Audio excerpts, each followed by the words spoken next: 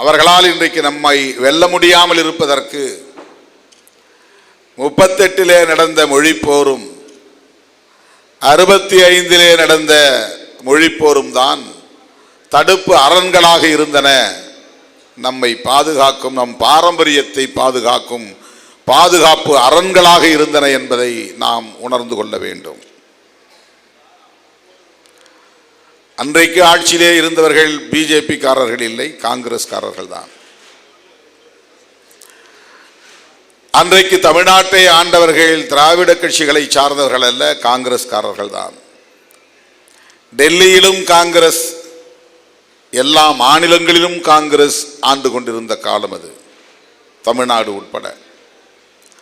ஆகவே காங்கிரஸ்காரர்களாக இருந்தாலும் சரி அல்லது பிஜேபி காரர்களாக இருந்தாலும் சரி, அவர்கள் வட இந்தியக்காரர்கள் என்கிற நிலையிலே இந்தியை இந்தியாவின் தேசிய மொழியாக ஆக்க வேண்டும், ஒரே மொழியாக ஆக்க வேண்டும் என்கிற உணர்வை பெற்றவர்கள்.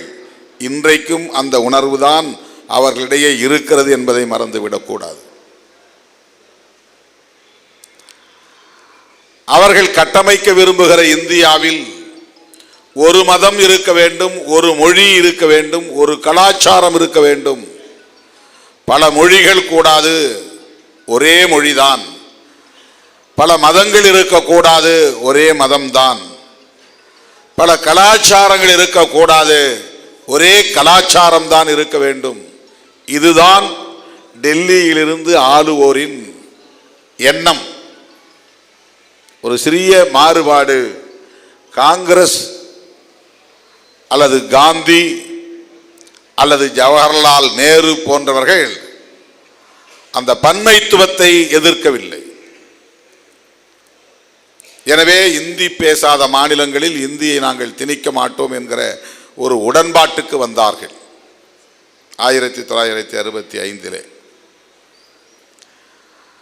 அப்படிப்பட்ட ஒரு முற்போக்கான சிந்தனை கொண்ட ஜவஹர்லால் நேரு அவர்கள் கூட தமிழர்களின் போராட்டத்தை கடுமையாக விமர்சித்தார்.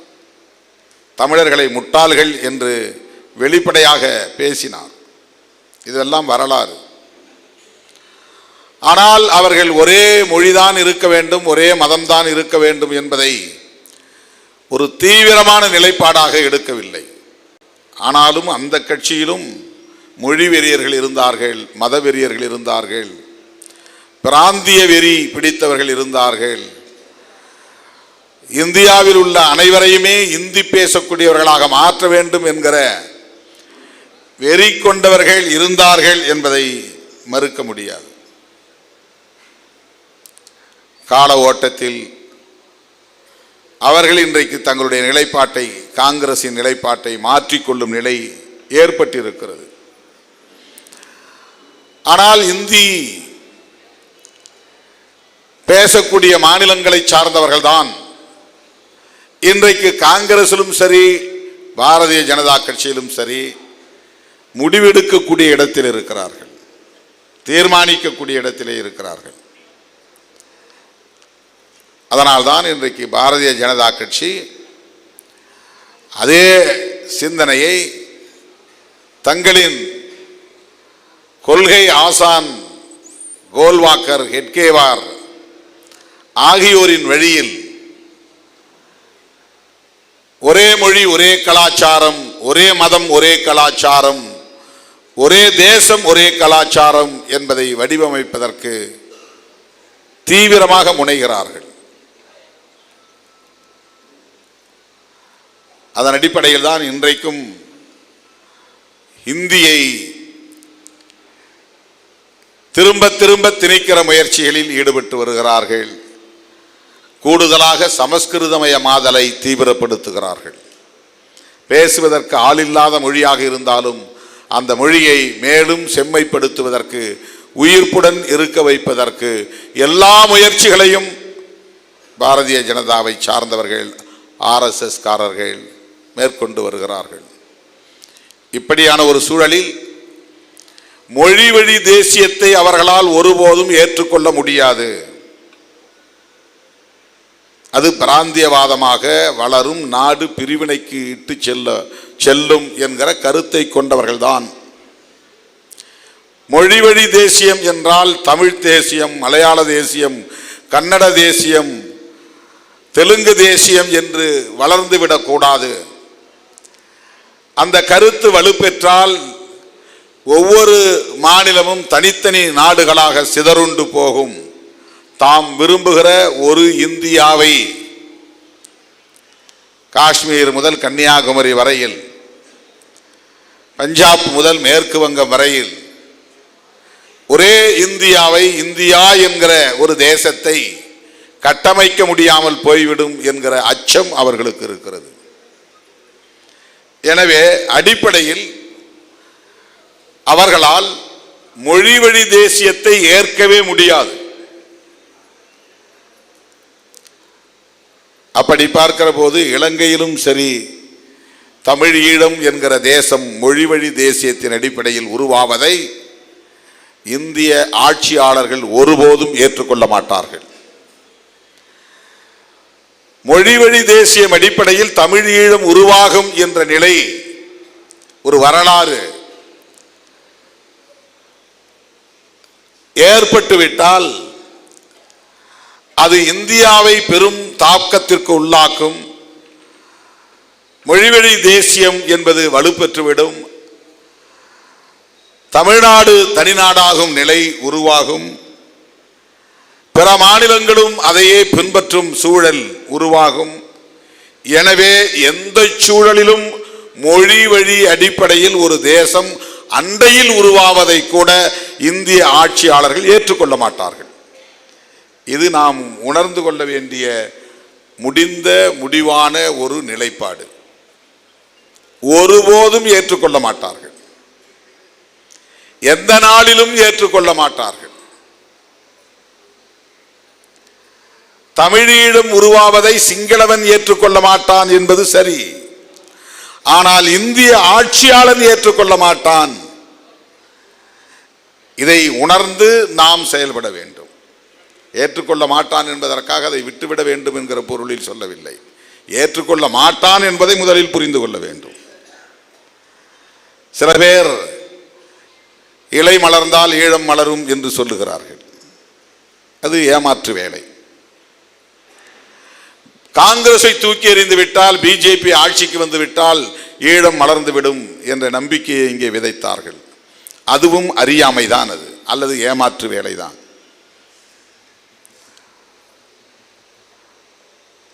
இந்தியை தாய்மொழியாக கொண்டவர்கள் என்பதற்காக மட்டும் சொல்லவில்லை. இந்தியாவை ஒரே இந்தியாவாக ஆக்க வேண்டும் என்கிற நிலைப்பாட்டை கொண்டவர்களால் ஒருபோதும் மொழிவழி தேசியத்தை ஏற்றுக்கொள்ளவே முடியாது என்பதுதான் யதார்த்தமான உண்மை. நாம பேசுவதை கொஞ்ச காலம் அனுமதிப்பார்கள். ஆனால் எந்த மூலையில் தனிநாடு கோரிக்கை எழுந்தாலும் உடனே மூட்டை பூச்சியை நசுக்குவது போல் நசுக்கி விடுவார்கள். பஞ்சாப் காலிஸ்தான் என்கிற தனிநாடு கோரிக்கை வெகுண்டெழுந்தது. இன்றைக்கு அதை அந்த சொல்லை உச்சரிப்பதற்கு கூட ஆள் இல்லை என்கிற நிலை உருவாகி இருக்கிறது. அயல் நாடுகளில் இருப்பவர்கள் பேசுகிறார்கள் காலிஸ்தானை பற்றி. அயல் நாடுகளில் புலம்பெயர்ந்த பஞ்சாபியர்கள் பேசுகிறார்கள். அங்கொன்றும் இங்கொன்றும் அந்த குரல் கேட்கிறது. இந்தியாவில் எந்த மூலையிலும், பஞ்சாபின் எந்த மூலையிலும் காலிஸ்தான் என்கிற குரலே இப்போது கேட்பதில்லை.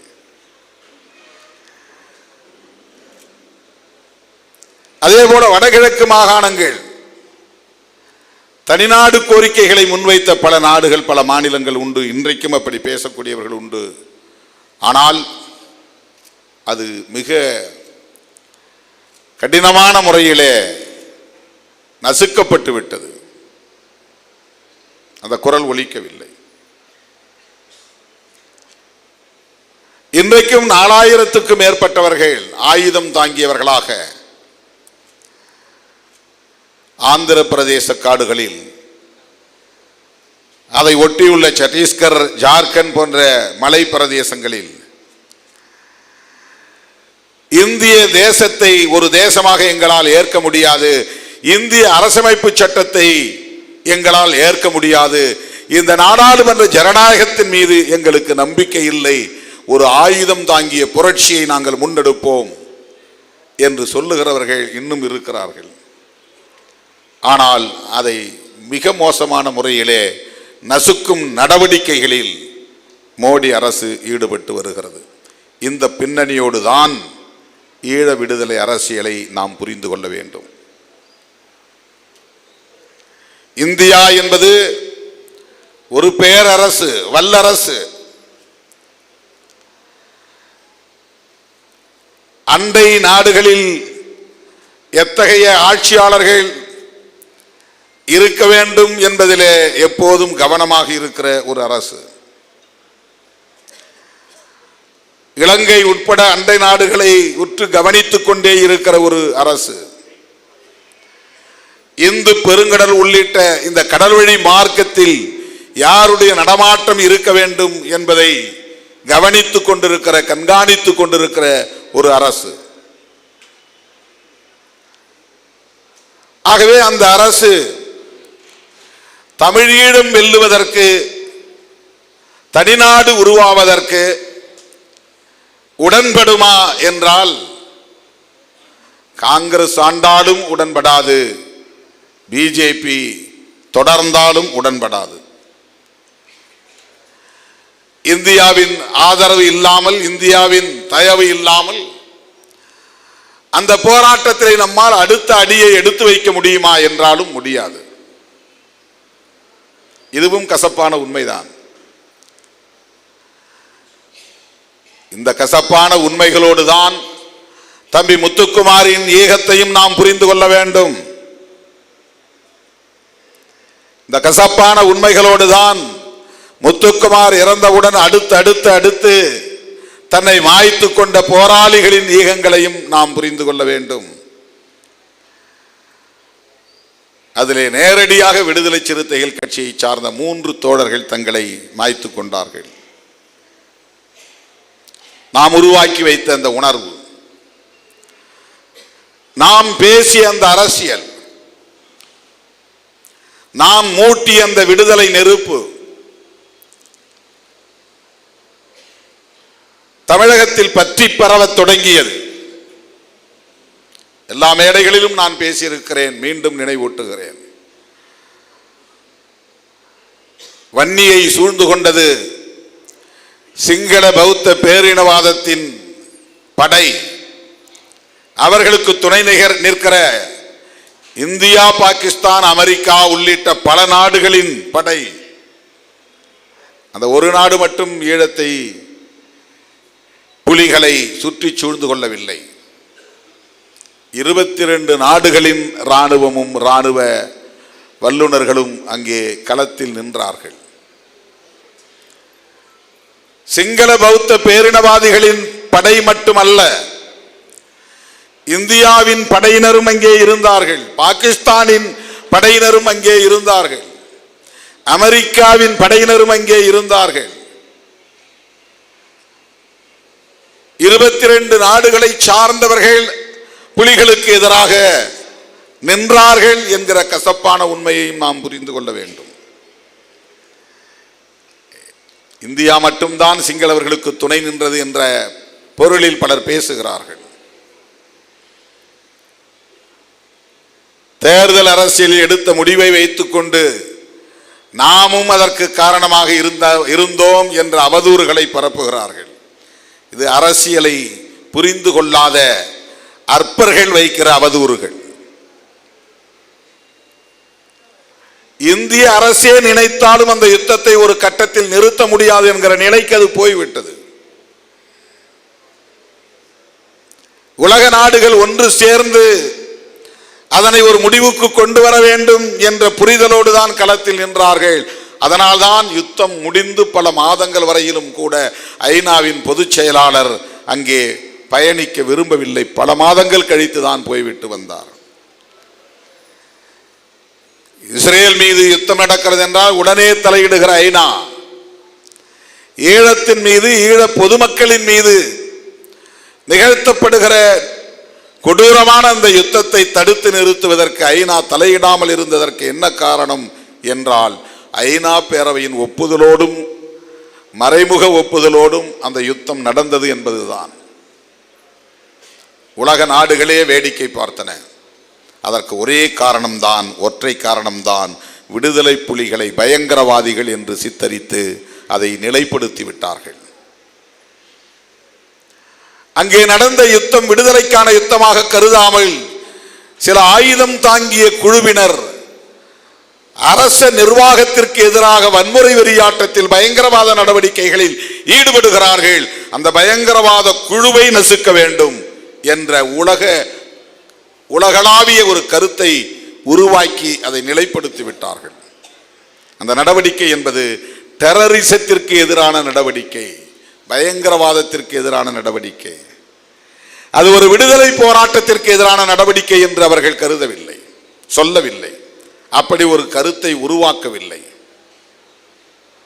இந்த அடிப்படையை நாம் புரிந்து கொள்ள வேண்டும். LTT என்றால் நம்முடைய பார்வையில் ஒரு தேசிய இன விடுதலை இயக்கம் என்பதாகும். மேதகு பிரபாகரன் என்றால் அவர் நம்முடைய அண்ணன், ஒரு விடுதலை போராட்டத்தை தலைமை தாங்குகிற ஒரு மகத்தான தலைவன் என்று நம்முடைய புரிதல், அது நம்முடைய புரிதல். ஆனால் உலகத்தின் பார்வையில் ஒரு பயங்கரவாத குழுவை வழிநடத்தக்கூடிய ஒரு நபர் என்று மட்டும்தான் அவர்கள் பார்த்தார்கள். தோழர்களே, இந்த பின்னணியோடு தான் நாம் தமிழீழ விடுதலை போராட்டத்தின் வரலாற்றை புரிந்து கொள்ள வேண்டும். உலகம் முழுவதும் பயங்கரவாத இயக்கத்திற்கு தடை என்கிற பெயரில் LTTக்கு எதிரான தடைகள் விதிக்கப்பட்டன. அந்த கொடியை பயன்படுத்தக்கூடாது, அந்த சின்னத்தை, லோகோவை பயன்படுத்தக்கூடாது, நிதி திரட்டி புலிகளுக்கு அனுப்பக்கூடாது என்கிற வகையிலே உலகம் தழுவிய அளவில் அமெரிக்க ஆதரவு நாடுகள் எல்லாம், இங்கிலாந்து உட்பட ஐரோப்பிய நாடுகள், கனடா போன்ற எல்லா நாடுகளும் புலிகளுக்கு எதிராக, தமிழீழ விடுதலைக்கு எதிராக ஒரு நிலைப்பாட்டை எடுத்து ஒன்று சேர்ந்து ஒருங்கிணைந்து அந்த யுத்தத்தை நடத்திய போது, வெளிப்படையாக பேசுகிறேன், ஒட்டுமொத்த தமிழ்நாடே பொங்கல் கொண்டாடி கொண்டிருந்தது திருமாவளவனை தவிர, விடுதலை சிறுத்தைகளை தவிர.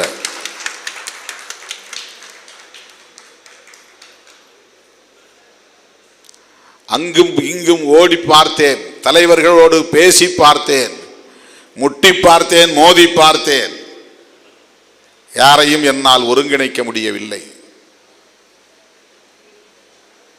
இதை மீண்டும் மீண்டும் மேடைகளில் பேச நான் விரும்பவில்லை.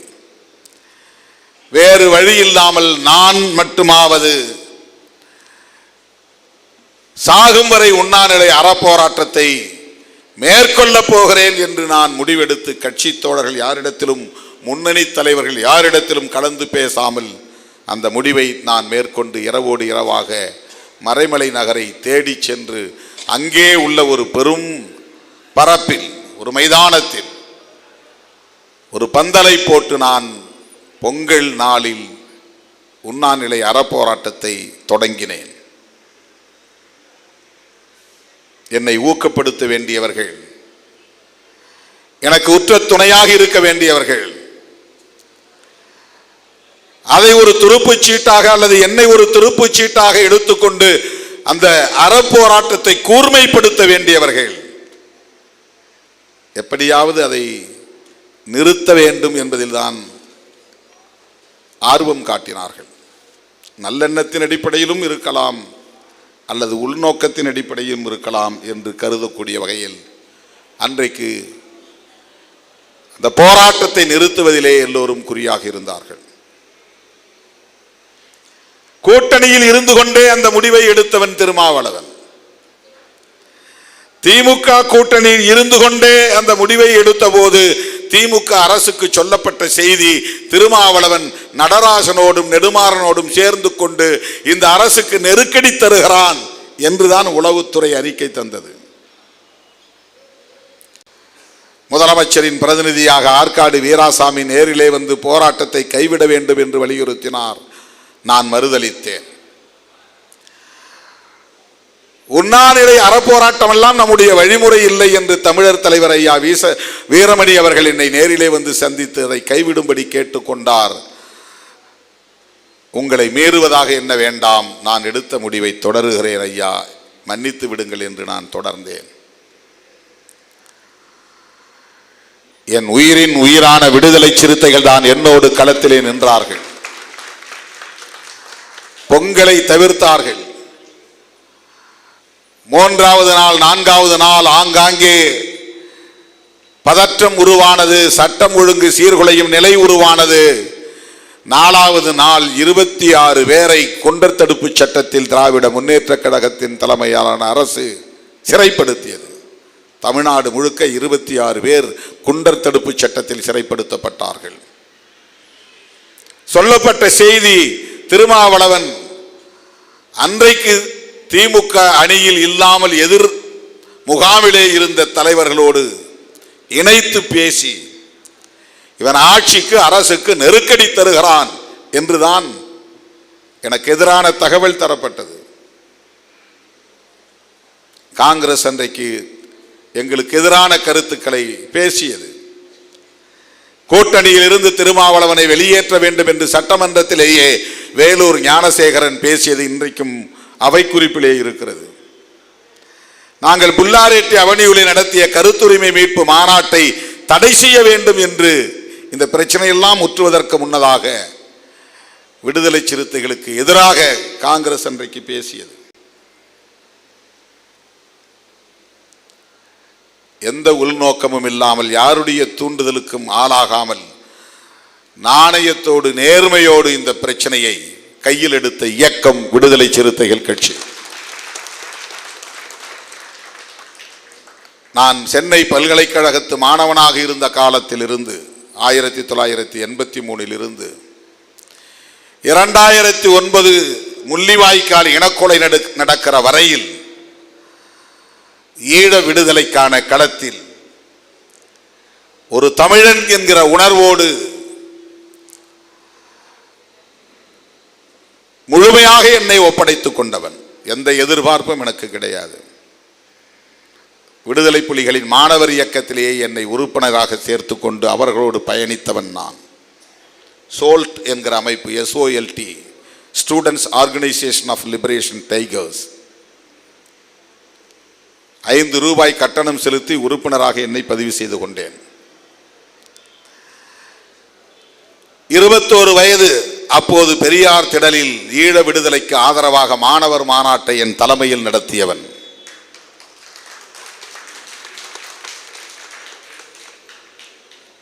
பெரியார் திடலில் மாணவர்களை ஒருங்கிணைத்து அப்போது இருந்த ஒரு கொட்டாய், அது ஒரு தகரம் போட்ட கொட்டகையாக இருந்தது, இப்போது இருக்கிற திடல் அல்ல.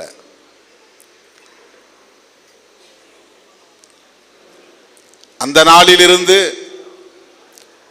எனக்கு தெரிந்த வகையில் நான் கவிதைகளையும் ஈழத்தமிழர்களுக்காக நிறைய எழுதி மேடைகளில் பாடியிருக்கிறேன். ஒன்றையும் நான் தொகுத்து வைக்கவில்லை. விடுதலை புலி என்கிற பெயரிலேயே ஒரு கையெழுத்தேடு நடத்தி 3 மாதம்தான். அதன் பிறகு எனக்கு மஞ்சள் காமாலை வந்து அதை கைவிட நேர்ந்து விட்டது. அதிலே நிறைய கவிதைகளை நான் எழுதியிருக்கிறேன். கவிஞர் காசி ஆனந்தன் அவர்களிடத்திலே கொண்டு போய் காட்டி அவரை படிக்க செய்திருக்கிறேன். அவர் ஐயம்பெருமாள் முதலி தெருவிலே ராயப்பேட்டையிலே தங்கியிருந்த போது அவர் இல்லத்திற்கு அடிக்கடி செல்லுகிற ஒரு மாணவனாக நான் இருந்திருக்கிறேன். ஈழத்திற்கே செல்ல வேண்டும் என்று சட்டக்கல்லூரி மாணவனாக இருந்தபோது 5 பேரை தயார்படுத்தி கொண்டு நான் ஒருவர் மூலமாக அந்த ஏற்பாட்டை செய்த காலத்தில் அது நிறைவேறாமல் போய்விட்டது. எங்களை வர சொன்னவர் வராமல் போய்விட்டார், அல்லது அவர் வேறொரு வேலையை எங்களுக்கு கொடுத்த போது அதை நாங்கள் செய்ய விரும்பாமல் தவிர்த்து விட்டோம். அதனால் அன்றைக்கு நான் கடல் வழி மார்க்கத்தில் கடல் வழியாக ஈழத்திற்கு செல்லும் முயற்சி நின்று போனது. அப்படி போயிருந்தால் நானும் புலிகளோடு ஒருவனாக அந்த களத்தில் மாண்டு போயிருப்பேன். அப்படியெல்லாம் தன்முனைப்போடு இந்த களத்தில் நின்ற என் நிலைப்பாட்டை வெறும் தேர்தல் அடிப்படையிலான ஒரு காரணத்திற்காக இன்றைக்கும் சில அற்பர்கள், அந்த காலத்தில் இந்த போராட்டத்தில் எந்த பங்களிப்பும் செய்யாதவர்கள், இப்படிப்பட்ட நெருக்கடிகள் இருந்த காலத்தில், இருந்த காலத்தில் வெளியே வராதவர்கள், மூச்சு விடாதவர்கள், அப்போது பறக்காத நிலையில் இருந்த சில சில்லுகள், அல்லு சில்லறைகள் இன்றைக்கு திருமாவளவனின் போராட்டத்தையும் ஏகத்தையும் கொச்சைப்படுத்துகிற நிலை வந்திருக்கிறது. அதிலே ஒன்று தம்பி முத்துக்குமார் இறப்பின் போது நடந்த அவதூறு. சுபாஷ் சந்திர போஸ் இங்கே சொன்னார், எல்லா தலைவர்களும் அங்கே இருந்தார்கள். அந்த தம்பி எழுதிய மரண சாசனத்தை அப்போது நாம் அனைவரும் படித்தோம். எல்லோருக்கும் தெரியும், என்னை உடனே அடக்கம் செய்து விடாதீர்கள், போலீஸ் என்னை அடக்கம் செய்ய முயற்சிக்கும், விட்டு விடாதீர்கள், என்னை ஒரு ஆயுதமாக பயன்படுத்தி இந்த போராட்டத்தை கூர்மைப்படுத்துங்கள் என்று சொன்னார். அதை யார் முன்னின்று செய்வது? அவர் விடுதலை புலிகள் தோழர்களுக்கு சொன்ன கருத்தா, அல்லது தமிழ்நாட்டை சார்ந்த நம்மை போன்றவர்களுக்கு சொன்ன கருத்தா, எந்த அமைப்புக்கு சொன்ன கருத்து? யார் அதை முன்னின்று செய்ய முடியும்? ஏதேனும் ஒரு இயக்கத்தை சார்ந்தவராக இருந்திருந்தால் அந்த இயக்கத்தின் தலைமை அதன் மீது ஒரு முடிவெடுக்க முடியும்.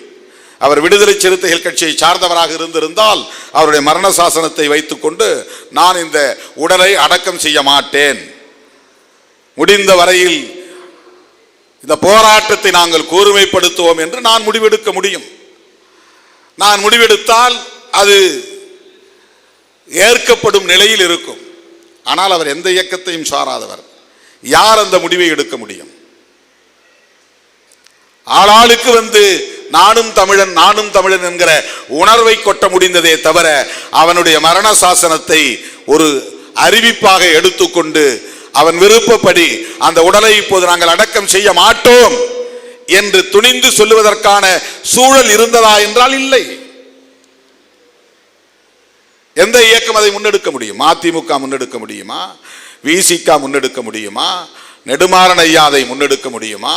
அந்த களத்திலே நின்ற யார், அல்லது திரைப்படத்துறையை சார்ந்தவர்கள் திடீரென அங்கே எந்த அமைப்பையும் சாராமல் வெறும் உணர்ச்சி பெருக்கால் வந்து நின்றார்களே, அவர்களில் யாராவது ஒருவர் அதை அறிவிக்க முடியுமா? அல்லது எல்லா இயக்கங்களும் ஒன்று சேர்ந்து ஒரு கூட்டமைப்பாக இருந்து நாம் எல்லோரும் சேர்ந்து அந்த முடிவெடுப்போம் என்கிற நிலை அந்த சூழலில் இருந்ததா? யார் சொல்லுவதை யார் கேட்பார்? நெடுமாறன் ஐயா சொல்லிவிட்டார் என்றால் எல்லோரும் கேட்போம் என்கிற நிலை இருந்ததா? நடராசன் எடுக்கிற முடிவை எல்லோரும் கேட்போம் என்கிற சூழல் இருந்ததா? திருமாவளவன் சொல்லுவதை அவ்வளவு இலகுவாக இந்த சமூகம் உடனே ஏற்றுக்கொள்ளுமா? ஒரு தலைவராக ஏற்பதற்கே இன்னும் தயங்குகிற சமூகம். மருத்துவர் ராமதாஸ் அவர்களும் நானும் சேர்ந்து தமிழ் பாதுகாப்பு இயக்கத்தை நடத்தினோம். தேர்தல் காரணத்தால் அவரும் நானும் பிரியும் நிலை ஏற்பட்டது.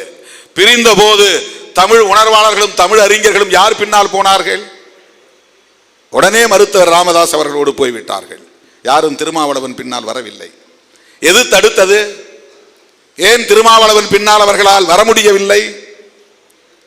ராமதாஸ் அவர்கள் ஒரு இயக்க தலைவராக வந்தபோது அவரை தோளில் தூக்கி கொண்டாடியவர்கள் பெரியாரியவாதிகளும் மார்க்சியவாதிகளும் மார்க்சிய லெனினியவாதிகளும். திமுகவுக்கும் அதிமுகவுக்கும் மாற்றாக ஒரு தலைவர் வந்துவிட்டார், ஒரு புதிய ஆட்சி மாற்றத்தை நாம் ஏற்படுத்த போகிறோம், இனி திமுக வேண்டாம் அதிமுக வேண்டாம் என்று அவரை தூக்கி தோளில் தூக்கி கொண்டாடியவர்கள் யாராவது திருமாவளவன் எமர்ஜாய் வந்த காலத்தில் பக்கத்தில் வந்து யாராவது ஆறுதல் சொல்லி இருப்பார்களா? ஆதரவு தெரிவித்திருப்பார்களா? ஒரு வார்த்தை ஊக்கப்படுத்தி இருப்பார்களா? இந்த எளிய மக்களை அமைப்பாக்குகிற முயற்சியில் இவ்வளவு கடினமான போராட்டத்தை முன்னெடுக்கிற திருமாவளவனுக்கு யாராவது துணை நின்று இருப்பார்களா? யாரும் கிடையாது. அவரை தலைவர் தலைவர் தமிழின தலைவர் தமிழின காவலர் என்றெல்லாம் தூக்கி கொண்டாடிய ஒரு நபர் கூட திருமாவளவன் பின்னால் நிற்கவில்லை, அல்லது திருமாவளவனுக்கு ஆறுதலாக நிற்கவில்லை. முட்டி மோதி சொந்த காலை ஊன்றி கையை ஊன்றி கரணம் போட்டுத்தான் திருமாவளவன் இந்த இடத்திலே வந்து இன்றைக்கு நிற்கிறார். கருத்தியல் அடிப்படையிலே தோழர் ரவிக்குமார் அவர்கள் தமிழ் மண்ணிலே சில கட்டுரைகளை எழுதிய போது எவ்வளவு ஆவேசம் தமிழ் மண்ணில் எழுந்தது. திருமாவளவனையே நொறுக்குவதற்கான முயற்சி நடந்தது, அந்த அரசியலையே நொறுக்குவதற்கான முயற்சி நடந்தது. எனக்கு எதிராக தலித் இயக்கங்களை எல்லாம் தூண்டிவிட்டு என்னை ஒருமையிலே பேச வைத்தார்கள். எனக்கு யாரும் மேடை போட்டு தரவில்லை பேச வைக்க. நானே வலிந்து வலிந்து வலிந்து நான் ஒரு பெரியாரியவாதி, நான் ஒரு பெரியாரியவாதி, நான் ஒரு அம்பேத்கரியவாதி, நான் ஒரு மார்க்சியவாதி என்று கம்யூனிஸ்டுகளோடு உறவாடினேன், பெரியார் இயக்கங்களோடு உறவாடினேன். நானே வலிந்து வலிந்து அவர்களின் அலுவலகங்களுக்கு தேடி போனேன். நான் ஏறாத அலுவலகங்கள் இல்லை, நான் சந்திக்காத தலைவர்கள் இல்லை. நானே வலிந்து பிற மேடைகளில் ஏறி பேசி நான் இப்படிப்பட்டவன் என்று காட்டிக்கொள்ளுகிற நிலை அன்றைக்கு இருந்தது. என்னை அவ்வளவு எளிதாக இந்த சமூகம் ஏற்றுக்கொள்ளவில்லை. தமிழ் சமூகம் என் தலைமையை ஏற்றுக்கொள்ளவில்லை. இன்றைக்கு பெரியார் பாசறையில் வளர்ந்தவர்கள் பெரியாரும் ஒரு மண்ணுதான் என்று சொல்லக்கூடிய நிலை உருவாகி இருக்கிறது. அவருக்கு எதிராக என்ன பெரிய இங்கே அரசியல் நடக்கிறது? அவரை அம்பலப்படுத்துவதற்கான முயற்சி என்ன இங்கே பெரிய அளவில் நிகழ்ந்திருக்கிறது? அவரை ஏற்றுக்கொண்ட திரைப்படத்துறையை சார்ந்தவர்கள் யார் திருமாவளவன் பின்னால் வந்து நின்றார்கள்? திருமாவளவனை ஊக்கப்படுத்தினார்கள். என்ன அடிப்படையில் திருமாவளவன் குறைந்து போனான்? பேச தெரியாதா, எழுத தெரியாதா, சிந்திக்க தெரியாதா, போராட தெரியாதா, திட்டமிட தெரியாதா? எந்த வகையிலே திருமாவளவன் குறைந்து போனான்? ஏன் திருமாவளவனை ஏற்பதற்கு இவ்வளவு தயக்கம்? இது ஒரு புறம், அதை நான் பொருட்படுத்தவில்லை, அது வேறு. அப்படிப்பட்ட நிலையில் முத்துக்குமாருடைய உடலை இங்கே வையுங்கள், அவன் என் தம்பி, பிரபாகரனிடத்திலும் திருமாவளவனிடத்திலும் இதை சொல்லுங்கள் என்று சொன்னவன், அவன் மரண சாசனப்படி இந்த உடல் இங்கேயே இருக்கட்டும், கொளத்தூரிலேயே கிடக்கட்டும் என்று நான் சொன்னால் அதை ஏற்றுக்கொள்ளும் நிலை அன்றைக்கு உண்டா? இல்லை. அவன் உடலை எடுத்துக்கொண்டார்கள். ஊர்வலம் புறப்பட்டு விட்டது.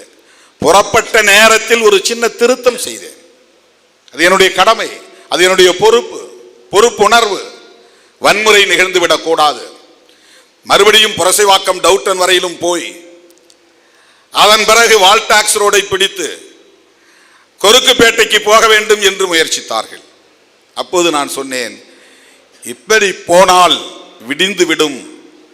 அந்த உடலை அடக்கம் செய்வதென்று முடிவெடுத்த பிறகு நாம் இந்த நேர்வழியிலேயே செல்வதுதான் சரி என்று நெடுமாறன் அவர்களின் விருப்பத்தை அறிந்து, அண்ணன் வைகோ அவர்களின் விருப்பத்தை அறிந்து, அதன் அடிப்படையில் நான் மேடை ஏறி நின்று சொன்னேன். அவ்வளவுதான். உடனே திருமாவளவனை விட தீவிரமான தமிழ் பற்று உள்ள, இனப்பற்று உள்ள பலர், திரைப்பட துறையை சார்ந்தவர்களும் உடனே அங்கேயே திருமாவளவன் திமுகவின் கைகூலி என்று பேச தொடங்கிவிட்டார்கள். ஏதோ கருணாநிதி கூப்பிட்டு சொல்லித்தான் நான் மடைமாற்றம் செய்கிறேன் என்று அந்த கூட்டணியில் இருந்ததனால் எனக்கும் அவருக்கும் தேர்தல் உறவு அவ்வளவுதான். என் நிலைப்பாட்டில் ஒருபோதும் திமுக தலையிட்டதில்லை. எல்லா மேடைகளிலும் அண்ணன் பிரபாகரனை நான் பேசியிருக்கிறேன், விடுதலை புலிகளை ஆதரித்து பேசியிருக்கிறேன். என்னை ஒருபோதும் திமுக தடுத்ததில்லை. அது வேறு, அது தேர்தல் உறவு. ஆனால் விடுதலை சிறுத்தைகளின் கருத்தியல் சார்ந்த எந்த நிலைப்பாட்டிலும் திமுகவோ திமுக தலைமையோ இந்த நாள் வரை எப்போதுமே தலையிட்டதில்லை.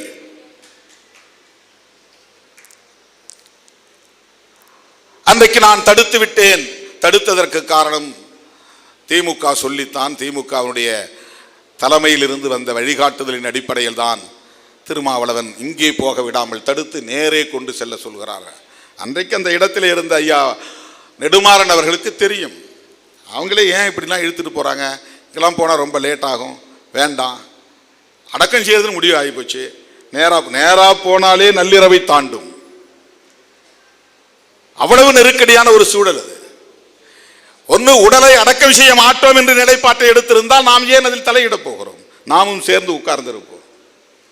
அந்த உடலை எடுத்து அடக்கம் செய்வதென்று முடிவெடுத்த பிறகு எந்த வழியே போவது என்கிற ஒரு நிலையில்தான் அதை வெகு தூரம் இழுத்து செல்ல வேண்டாம், இரவெல்லாம் போக வேண்டாம், அது வன்முறை ஆகிவிட வேண்டாம், உடனடியாக நாம் நேர்வழியிலே சென்று புளியந்தோப்பு வழியாக கன்னியாகுமரம் வழியாக சென்று அந்த உடலை எடுத்து சென்று அடக்கம் செய்து விடலாம் என்று எல்லோரும் விரும்பிய, தலைவர்கள் விரும்பிய நிலையில்தான் அவர்களுடைய ஒப்புதலோடு வண்டி மேலே ஏறி நின்று நான் சொன்னேன். இன்றைக்கும் சிலர் எப்போதுமே என் தலைமையை ஏற்றுக்கொள்ள முடியாத சாதியவாதிகள் அந்த அற்பத்தனமான அவதூறுகளை பரப்பிக் கொண்டிருக்கிறார்கள். உலகம் முழுவதும் அண்ணன் சொல்லித்தான் நான் புலம்பெயர்ந்த நாடுகளுக்கு போயிருக்கிறேன். அண்ணன் பிரபாகரன் அவர்கள் என்னை அடையாளப்படுத்திய பிறகுதான் உலகம் தழுவிய அளவில் புலம்பெயர்ந்த நாடுகளில் அழைப்பை ஏற்று நான் போயிருக்கிறேன், பேசியிருக்கிறேன். அவர் என்னை தனிமையிலே சந்தித்து உரையாடியது என்னோடு வந்தவர்களுக்கே தெரியாது. நாங்கள் 2002 மானுடத்தின் தமிழ்கூடல் மாநாட்டில் பங்கேற்பதற்காக இன்குலாப் அவர்களும், ஜெயபிரகாஷன் அவர்களும், புகழேந்தி தங்கராஜ் அவர்களும், ஓவியர் மருது அவர்களும் நானும் சேர்ந்து 5 பேர் போனோம். எங்கள் எல்லோரையும் அவர் அந்த இராணுவ மிடுக்கு உடையோடு தான் இராணுவ உடை மிடுக்கோடு தான் வரவேற்றார். ஒவ்வொருவரையும் ஆறத் தழுவினார். உட்கார்ந்து கொஞ்ச நேரம் பேசிவிட்டு உணவுக்கு சென்றோம். அப்படி உணவு முடித்த பிறகு திரும்பி வருகிற போது என் கையை பிடித்து இழுத்து, காலை 5 மணிக்கு உங்களை நான் தனிமையாக சந்திக்க விரும்புகிறேன், சத்தியமூர்த்தி என்கிற சேரலாதன் உங்களை அழைத்து வருவார் என்று எனக்கு தனிப்பட்ட அழைப்பாக அதை சொன்னார். காலையில் 5 மணிக்கு நாங்கள் அங்கிருந்து புறப்பட்டு ஆண்டன் பாலசிங்கம் அவர்களை சந்தித்து விட்டு கடற்கரைக்கு போகிற போது நேரம் தவறி போய்விட்டது. எதிர்பார்த்த நேரத்தில் தளபதி சூசையை பார்க்க முடியவில்லை. போனதும் வருத்தப்பட்டார். உங்களை அழைத்து கொண்டு உள்ளே கடலுக்குள்ளே அழைத்து போக வேண்டும் என்று எதிர்பார்த்தேன், இவ்வளவு காலம் தாழ்ந்து வருகிறாயே என்று சேரலாதனை கடிந்து கொண்டார். அதன் பிறகு அவர் ஏற்பாடு செய்த இரவு விருந்தை முடித்து கொண்டு நாங்கள் அங்கே நிதர்சனம் என்கிற கலைக்குழுவின் அலுவலகத்திலே படுத்திருந்து அதிகாலை 4 மணிக்கு என்னை சேரலாதன் தட்டி எழுப்பி அந்த நேரத்தில் அந்த குளிர்ந்த நீரில் என்னை குளிக்க வைத்து 2 சக்கர வண்டியிலே அழைத்து கொண்டு போனார். சொன்ன நேரத்திற்கு எங்களால் போக முடியவில்லை. 2 சக்கர வண்டியில் போய் சேர 6:30 மணிக்கு மேலாகிவிட்டது. அவர் 5:30 மணிக்குள்ளாக வர வேண்டும் என்று எதிர்பார்த்தார். தமிழேந்தி தங்கியிருந்த அந்த இல்ல வளாகத்திற்குள்ளே அவரும் நானும் 1 மணி நேரம் பேசினோம். அவர் மட்டுமே பேசிக் கொண்டிருந்தார். அவர் பேசியதையெல்லாம் நாம் வெளிப்படையாக சொல்ல முடியாது.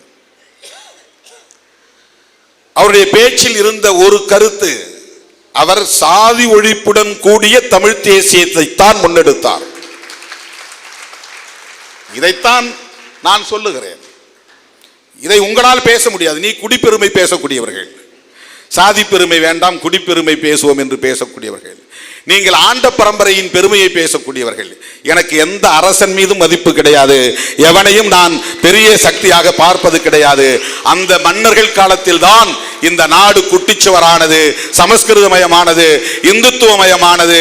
தமிழ் கோவிலின் கருவறைக்குள்ளே இருந்த தமிழ் தூக்கி வெளியே வீசப்பட்டதெல்லாம் இந்த பாண்டிய மன்னர்கள், சோழ மன்னர்கள், சேர மன்னர்கள், பல்லவ மன்னர்கள் ஆண்ட காலத்தில் தான். வேள்வி நடத்தியவன், யாகம் நடத்தியவன், தமிழ் பெயர்களை மாற்றி வடமொழி பெயர்களை தங்கள் பெயருக்கு பின்னால் சூட்டிக் கொண்டவன். ராஜராஜன் என்பது தமிழ் பெயரா? ராஜேந்திரன் என்பது தமிழ் பெயரா? எல்லாம் வடமொழி பெயர்களை சூட்டிக் கொண்டவர்கள், வடமொழியிலே மயங்கி கிடந்தவர்கள், பார்ப்பனர்களின் வேள்வி யாகங்களில் மயங்கி கிடந்தவர்கள். அவர்கள் எப்பேற்பட்ட மன்னாதி மன்னர்களாக இருந்தாலும் அவர்கள் எம் தமிழ் அழிவதற்கும் எம் கலாச்சாரம் அழிவதற்கும் வழிவகுத்தவர்கள் என்பதை உணர்ந்தவன் நான். எனவே எனக்கு ஆண்ட பரம்பரை என்று சொல்லுவதிலே எந்த பெருமையும் இல்லை, அதிலே எனக்கு உடன்பாடு கிடையாது. வெறும் மொழி உணர்வு எனக்கு கிடையாது, வெறும் மொழி பற்றி எனக்கு கிடையாது, வெறும் இன உணர்வு, இனப்பற்று தேவையில்லை என்று கருதக்கூடியவன் நான். அதுதான் பெரியாருடைய பார்வையும். சாதியை ஒழிக்காமல் இங்கே சமத்துவத்தை நிலைநாட்ட முடியாது என்பதில் உறுதியாக நின்றவர் தந்தை பெரியார். அதே கருத்தை கொண்டவர் தான் அண்ணன் பிரபாகரன் அவர்கள், மேதகு பிரபாகரன் அவர்கள். அதுல ஒரே ஒரு விஷயத்தை மட்டும் நீங்க புரிஞ்சுக்கணும். எதிரியை அடையாளப்படுத்துகிற போது சிங்கள பௌத்த பேரினவாதி என்று சொல்லுகிற அண்ணன் பிரபாகரன் ஒரு இடத்தில் கூட தன்னை அடையாளப்படுத்துகிற போது இந்து, தமிழ் இந்து சிறுபான்மை என்று சொல்லவில்லை. அதுதான நேர் எதிர். சிங்களம் என்பதற்கு எதிரானது தமிழ், அவன் சிங்களவன், நான் தமிழன். பௌத்தன் என்பதற்கு நேர் எதிரானது இந்து, அவன் பௌத்தன், நான் இந்து. அவன் பெரும்பான்மை இனத்தை சார்ந்தவன், நான் சிறுபான்மை இனத்தை சார்ந்தவன். ஆகவே தன்னை அடையாளப்படுத்துகிற போது தமிழ் இந்து சிறுபான்மை என்று ஒருபோதும் சொன்னதில்லை. தமிழன் தமிழன் தமிழன் என்கிற தேசிய இன அடையாளத்தை மட்டும்தான் அவர் உயர்த்தி பிடித்தார். அவரை இந்த அடிப்படையில் தான் நாம் புரிந்து கொள்ள வேண்டும். மத உணர்வுக்கு அப்பாற்பட்டவர், மத அடையாளத்திற்கு அப்பாற்பட்டவர்.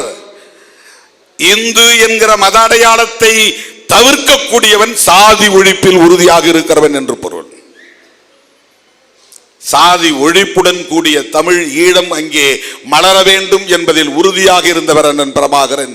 இந்த அடிப்படையில் அண்ணன் பிரபாகரனை ஒருவனால் புரிந்து கொள்ள முடியவில்லை என்றால் அவனால் எந்த காலத்திலும் அவர் கனவை நனவாக்க முடியாது. அவர் விரும்பிய ஈழத்தை வென்றெடுக்க முடியாது. விடுதலை சிறுத்தைகள் இப்படி கருத்தியல் அடிப்படையில் தான் ஈழ விடுதலையையும் அணுகுகிறோம். தம்பி முத்துக்குமாரின் ஈகத்தையும் அப்படித்தான் நாங்கள் பார்க்கிறோம். முத்துக்குமாருடைய சாசனத்தை படித்து பார்க்கிற போது அவன் வெறும் மொழி உணர்வு, இன உணர்வால் பாதிக்கப்பட்டவன் என்று, அந்த தாக்கத்திற்கு ஆளானவன் என்று முடிவுக்கு வர முடியாது. அவ்வளவு தெளிவான அரசியல் புரிதலோடு அதை எழுதியிருக்கிறான் அவன். இந்திய அரசின் தலையீடு எப்படி ஒரு தேசிய இனத்தின் இறையாண்மை மீது தாக்குதலை நடத்துகிறது என்கிற புரிதல் அவனுக்கு இருக்கிறது. அதுதான் முக்கியமானது. தமிழர் இறையாண்மையை பற்றிய புரிதல் அவனுக்கு இருக்கிறது. தேசிய இன விடுதலை அரசியலை பற்றிய புரிதல் அவனுக்கு இருக்கிறது. அப்படி இல்லாமல் வெறும் மொழி உணர்வால், இன உணர்வால் ஒரு தேசத்தை வென்றெடுத்து விட முடியாது. அப்படி ஒரு நாடு விடுதலை அடைந்து விட முடியாது. இந்த இறையாண்மை குறித்த பார்வை தம்பி முத்துக்குமாருக்கு இருந்தது. நான் அடிக்கடி நினைத்து பார்ப்பேன். எனக்குள்ளே ஒரு குற்ற உணர்வு.